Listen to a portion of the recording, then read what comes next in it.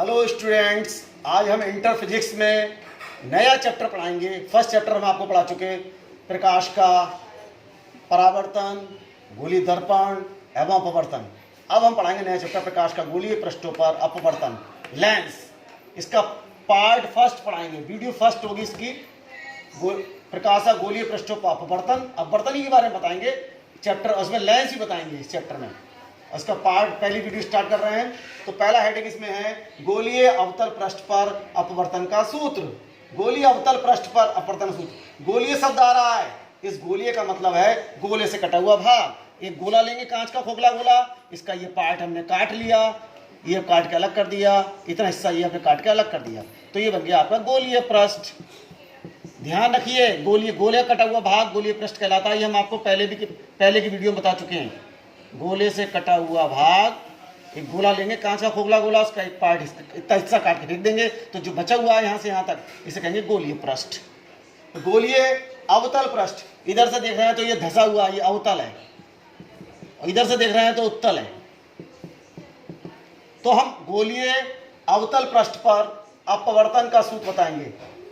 ठीक है, अपवर्तन आप पढ़ चुके हैं। अपवर्तन क्या होता है? अपवर्तन दो नियमों के अनुसार होता है। एक अपवर्तन का पहला नियम होता है, दूसरा स्नेल का नियम। स्नेल के नियम ने अपवर्तनांक के बारे में बताया, तो वही अपवर्तनांक का सूत्र इसमें आएगा। तो गोलीय अवतल पृष्ठ के लिए अपवर्तन सूत्र कैसे आएगा? इसके लिए हमने एक गोलीय अवतल पृष्ठ ले लिया mn, m से लेकर n तक, ये है गोलीय अवतल पृष्ठ। क्योंकि रेज इस पर हम इधर से डालेंगे तो इधर से देखेंगे, इधर से धसा हुआ है, धसा मतलब अवतल पृष्ठ है। m से लेकर n तक ये गोलीय अवतल पृष्ठ है। इसका P जो है मध्य बिंदु है, जिसे ध्रुव कहते हैं P, और इसका गोला पूरा करेंगे तो इसका बीचों बीच में क्या मिलेगा? इसका गोला पूरा करेंगे तो बीचों बीच में गोले का केंद्र मिलेगा, जो इस गोलीय अवतल पृष्ठ का होगा वक्रता केंद्र। तो C क्या है? इसका वक्रता केंद्र, P है इसका ध्रुव, और C और P को मिला दिया तो ये बन गई इसकी मुख अक्ष। अब हमें इसमें क्या लाना है? अपवर्तन का सूत्र गोलीय अवतल पृष्ठ के लिए। तो अपवर्तन के लिए स्नेल का नियम, n का फॉर्म लगता है। n क्या होता है? अपवर्तनांक होता है। असल में ये गोलीय अवतल पृष्ठ जो है ये कांच का बना हुआ है, इसके इधर वायु है, उधर कांच है। इसमें याद रखिएगा ये दर्पण नहीं है, इसमें पॉलिश नहीं की गई है। तो पॉलिश कर दी जाती तो इधर टकरा के किरण लौटती, अब परावर्तन होता। अब चूंकि पॉलिश नहीं है तो किरण जो प्रकाश की जाएगी वो वायु से कांच में पहुंच जाएगी, यानी माध्यम उसका चेंज हो जाएगा। माध्यम जब बदलता है तो अपवर्तन होता है, तो अपवर्तन की घटना होगी, इस पृष्ठ से अपवर्तन होगा, इसलिए कहलाएगा अपवर्तक पृष्ठ। गोलीय पृष्ठ है, इससे अपवर्तन की घटना होगी, तो यहाँ अपवर्तन का सूत्र हम प्रूफ करेंगे। तो हम क्या बता रहे हैं? mn एक गोलीय अवतल पृष्ठ है। गोलीय अवतल पृष्ठ को बोल रहे हैं कि गोले से कटा हुआ भाग है, अवतल इसलिए को धसा हुआ है। mn का P मध्य बिंदु है, जिसे बोलेंगे ध्रुव, और इसका गोला पूरा करेंगे हवा में, मन में, तो बीचों बीच में इसका मिलेगा केंद्र, जो कहलाएगा गोले का तो केंद्र, और इस पृष्ठ का कहलाएगा वक्रता केंद्र। वक्रता केंद्र C, इसे C से लिखते हैं, और ध्रुव को P से लिखते हैं। इन्हें मिला दें, C और P को मिलाने में लिखा कहलाएगी इसकी मुख अक्ष। अब हमें सूत्र लाना है, तो अब हम इसके लिए एक बिंदु वस्तु लेंगे, और बिंदु वस्तु ली हमने O। वस्तु को कहते हैं इंग्लिश में ऑब्जेक्ट, इसलिए O से लिखते हैं। तो O एक बिंदु वस्तु है, जिसे हमने बिंदु वस्तु है, जिसे इसकी मुख अक्ष पर गोलीय अवतल पृष्ठ के सामने रख दिया। कितनी दूरी रखा? P से दूरी U, इधर को दूरी P से नापी गई है, इसलिए -U ली जाएगी। अब इसकी दूरी वस्तु, ये बिंदु वस्तु ली गई है U, इसका इस अवतल पृष्ठ द्वारा हम बनाएंगे क्या? प्रतिबिंब। तो इससे हम जानते हैं किसी वस्तु का प्रतिबिंब बनाते हैं, उससे कम से कम कितनी किरणें चलाते हैं? 2 किरणें चलाते हैं, कम से कम 2 किरणें। तो एक किरण चला दी हमने सीधी, चूंकि ये किरण जो है पृष्ठ पर जाके लंबवत गिर रही है, लंबवत गिर रही पृष्ठ ये, और इस पर किरण ऐसे जाकर गिर रही, तो लंबवत गिर रही है, तो ये बिना मुड़े सीधी निकल जाएगी। ठीक है, लंबवत गिर रही है इसलिए बिना मुड़े सीधी निकल जाएगी। अब दूसरी किरण हमने चलाई, ये वाली किरण, ये आपतित किरण, ये OA आपतित किरण है, इसका आपतन बिंदु A है, A पे जाके गिरी है। अब A को हमने मिला दिया C से और आगे तक बढ़ा दिया, तो CL हो गया इसका अभिलंब, क्योंकि ये CM जो होगा पृष्ठ पर त्रिज्या है, और त्रिज्या पृष्ठ पर लंब होती है, क्योंकि यहाँ पे स्पर्श रेखा होती है, स्पर्श रेखा त्रिज्या पर लंब होती है, तो ये CA हो गया इसका अवलंब, तो CL अवलंब हो गया, क्योंकि लंब है ये पृष्ठ पर, अवलंब हो गया। अब ये किरण जा रही है, अभी तक वायु में थी, अब जैसे ही इस पृष्ठ में अंदर जाएगी तो इसका माध्यम हो जाएगा कांच, तो ये विरल में थी, सघन में जाएगी, तो जाना तो ये डेड डैश। अगर यहाँ पर वायु है, इधर भी माध्यम वायु होता, तो ये किरण बिना मुड़े सीधी निकल जाती है, सघन जाती है, डेड डैश। ये बिंदी दिखाई है, जा नहीं रही है, ये किरण जब जाती, जब यहाँ पर वायु है, इधर इस अवतल पृष्ठ से इधर वायु हो, इधर भी वायु होता, तो बिना मुड़े सीधी निकल जाती, तो जाती तो ऐसे बिल्कुल सीधी। अब चूंकि यहाँ वायु से जा किस में रही है, इधर माध्यम वायु थोड़ा है, इधर है कांच, तो वायु से जब ये कांच में जाएगी तो क्या होगा, वायु से कांच में जाने की, तो हम जानते हैं जब कण वायु विरल माध्यम, कांच सघन माध्यम, हमने पढ़ा है अपवर्तन में, जब विरल माध्यम से सघन माध्यम में प्रकाश किरण जाती है तो वो है अवलंब की ओर झुक जाती है, तो अवलंब है J, और किरण ऐसे जा रही थी, तो ऐसे ना जाकर अवलंब की ओर झुक जाएगी, तो इस दिशा में जाएगी ये AS जो है कौन सी किरण है, अपवर्तित किरण है। अपवर्तन के पश्चात दूसरे माध्यम में जो किरण होगी अपवर्तित किरण, ये एरो लगा हुआ है, ये अपवर्तित किरण, तो A बिंदु पर आपतित किरण है OA, अपवर्तित किरण है AS, जो कि अपने मार्ग से विचलित हो गई, यानी इसका अपवर्तन हो गया, किधर मुड़ी, अवलंब की, अवलंब AL है, अवलंब की तरफ मुड़ गई, तो ये अवलंब और अपवर्तित किरण के बीच बना कोण, अवलंब JAL, अपवर्तित किरण AS, इनके बीच बना हुआ कोण ये वाला कोण होगा अपवर्तन कोण। अपवर्तन कोण क्या हुआ, R। अब जे आपतित किरण है OA और CM है अवलंब, इन दोनों के बीच बना कोण ये वाला होगा आपतन कोण, I से लिखते हैं, इसे पता है आपको। अब ये किरण गई सीधी, ऐसे गई OA और ऐसे निकल गई AS दिशा में, ये किरण सीधी, दो किरणें चलाते, एक किरण तो चलाई OA, एक चलाई OP, तो OA किरण तो मुड़ के AS दिशा में चली गई, OP किरण बिना मुड़े सीधी चली गई। अब ये दोनों किरणें जो है आगे बढ़ाएंगे तो आगे इनके बीच की दूरी बढ़ती जाएगी, तो आगे जाने पे किरणें नहीं मिलेंगी, फैलती जा रही हैं, तो आगे बढ़ाने की दूरी चूंकि बढ़ रही है तो पीछे बढ़ाएंगे इस किरण को, ऐसे को इसी दिशा में हम डेड से पीछे बढ़ा दिया, इस वाली को पीछे बढ़ा दिया, तो ये किरणें यहाँ पर I पर आकर मिल जाएंगी, तो जिस बिंदु पर मिलती हुई प्रतीत होंगी उस बिंदु पर क्या बन जाएगा, इसका इस बिंदु वस्तु का प्रतिबिंब बन जाएगा, तो ये भी बिंदु प्रतिबिंब बनेगा। अब मान लिया इस प्रतिबिंब की दूरी P से है V, तो चूंकि P से बाईं ओर बना है प्रतिबिंब, इसलिए -V दूरी जाएगी, तो IP दूरी होगी -V।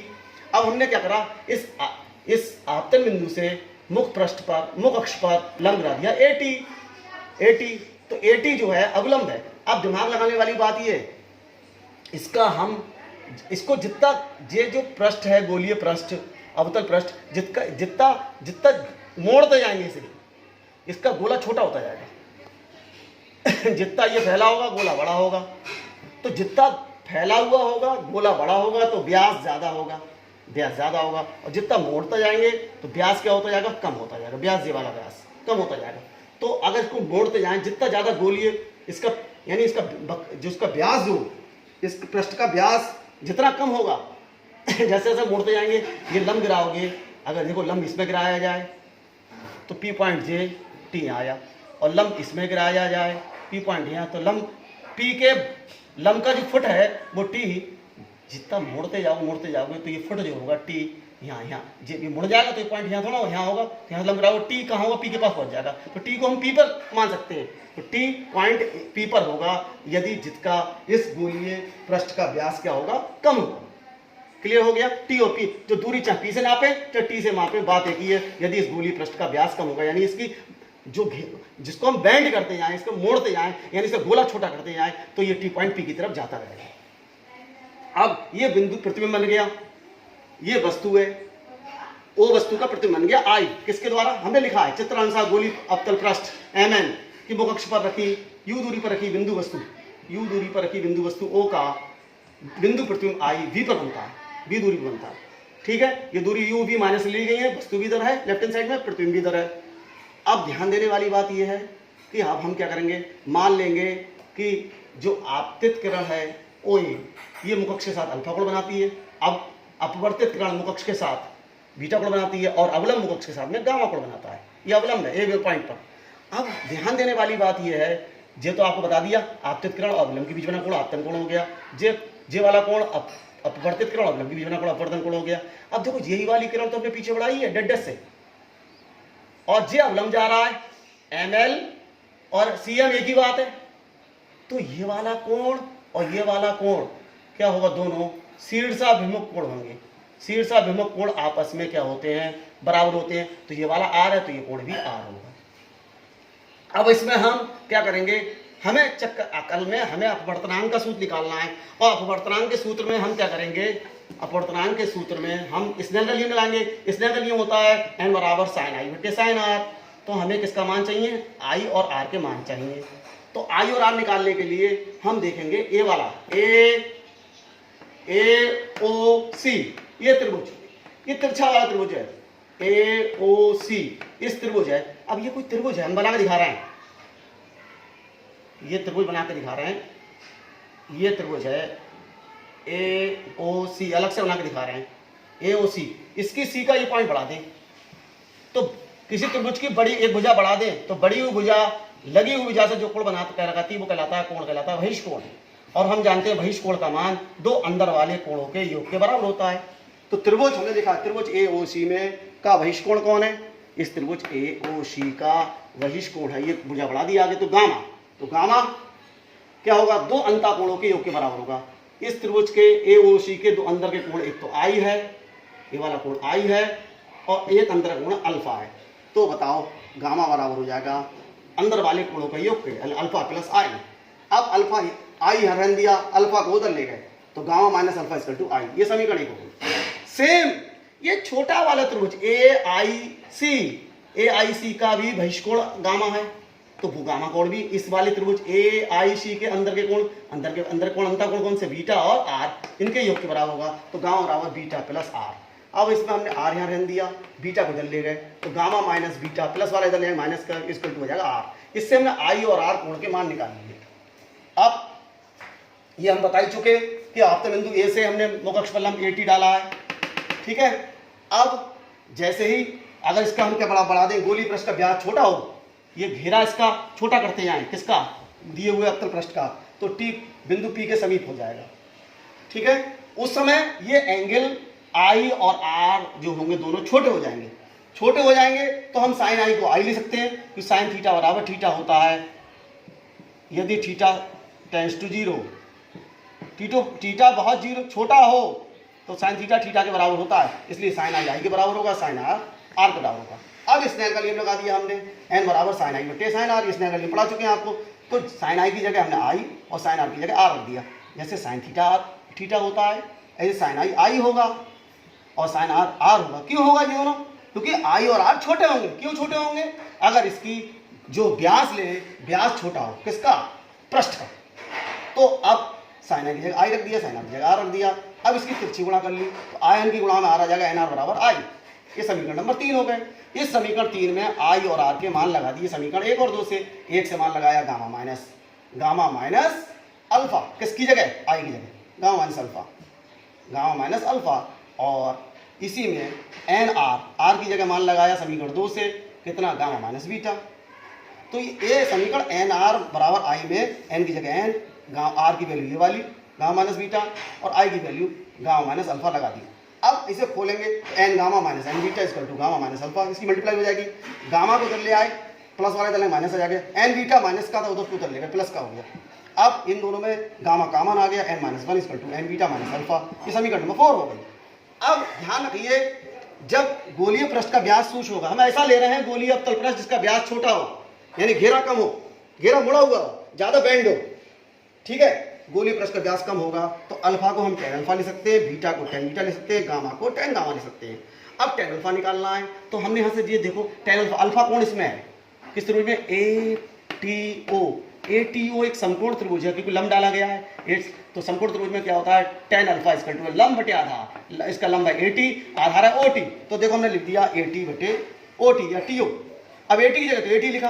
अब TO क्या है, T से लेकर O तक की दूरी, T पॉइंट ये है और O पॉइंट ये है, T से O तक की दूरी नापे या P से O तक की दूरी नापे। T और P पॉइंट एक ही जगह पर मान सकते हैं, ये मान सकते हैं T पॉइंट P पर है, तो PO दूरी, तो हमने क्या करा, AT की जगह रख दिया हमने, कितनी, TO की जगह रख दिया हमने PO दूरी, और PO दूरी कितनी, P से लेकर O तक की वस्तु की दूरी माइनस U, तो माइनस U लगा दिया। इसी तरह tan बीटा निकालेंगे। tan बीटा इस समकोण त्रिभुज में ATI, ATI में tan बीटा इक्वल टू कोण बीटा, tan का लंब बटे आधार AT बटे TI, और TI की जगह रख देंगे PI, जगह AT बटे TI और TI की जगह रख देंगे हम PI, क्योंकि T पॉइंट P के पास में है और PI क्या है, प्रतिबिंब दूरी माइनस बी, तो माइनस बी लगा दिया, तो AT बटे minus B, gamma equal to इस वाले संपूर्ण त्रिभुज लेंगे ATC में tan गामा लंब बटे आधार, लंब है AT, आधार इसका है R, R दूरी लेंगे, CT लेंगे, TC है TC और TC दूरी किसके बराबर होगी, PC के दूरी के बराबर,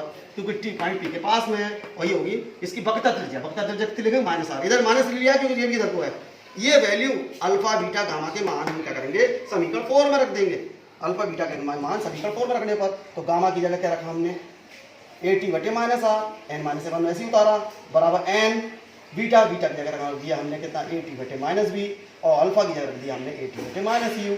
अब इस पूरी समीकरण में AT हर टर्म में AT से डिवाइड कर देंगे, माइनस से डिवाइड कर देंगे, AT से डिवाइड करेंगे तो इस टर्म में AT से AT मल्टीप्लाई कट जाएगा, और माइनस से भाग करेंगे माइनस कैंसिल हो जाएगा, तो n माइनस 1 अपॉन r रह जाएगा, AT कट गया माइनस कट गया तो n अपॉन b आ जाएगा, AT कट गया और माइनस करा तो माइनस माइनस प्लस हो गया, तो ये वाला माइनस ये रहेगा तो 1 अपॉन b हो गया, that is the final formula. ये क्या है, गोलीय अवतल पृष्ठ के लिए हमने अपवर्तन का सूत्र प्रूव कर दिया, क्योंकि उसमें अपवर्तनांक आ रहा है, u वस्तु की दूरी है, v प्रतिबिंब की दूरी है, किससे, इसके ध्रुव से, और r जो है इसका क्या है वक्रता त्रिज्या है पृष्ठ की, n क्या है इसका जो गोलीय पृष्ठ है कांच का बना हुआ है, तो कांच का अपवर्तनांक है किसके सापेक्ष, वायु के सापेक्ष, जिस पदार्थ का बना हुआ है उसका अपवर्तनांक है वायु के सापेक्ष।